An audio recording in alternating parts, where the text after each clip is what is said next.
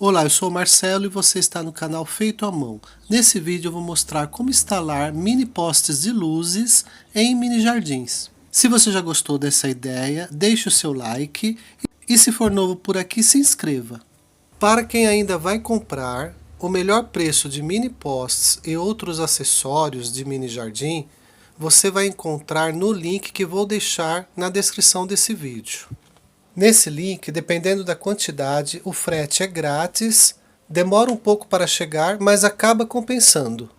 Você vai encontrar diversos modelos de 3 ou de 6 volts. A instalação é muito simples.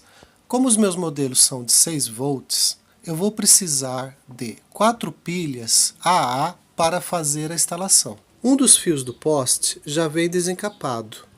Você vai precisar desencapar a ponta do outro. Depois é só conectar cada uma das pontas nas extremidades do conjunto de pilhas.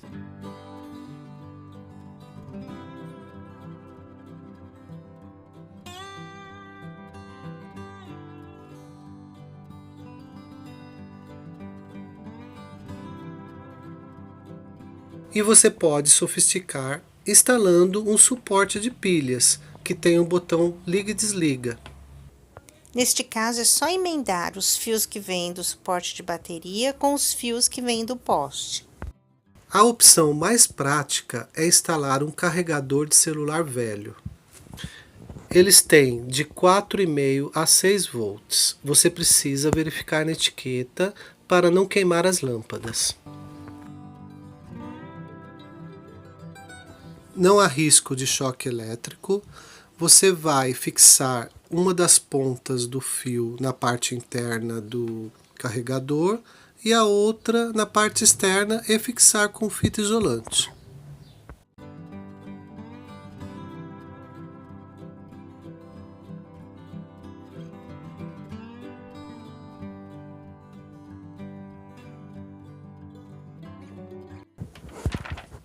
Se você for usar mais de um poste, basta unir os fios iguais. Junte todos os encapados e depois todos os desencapados e faça a ligação na fonte de energia como eu mostrei antes.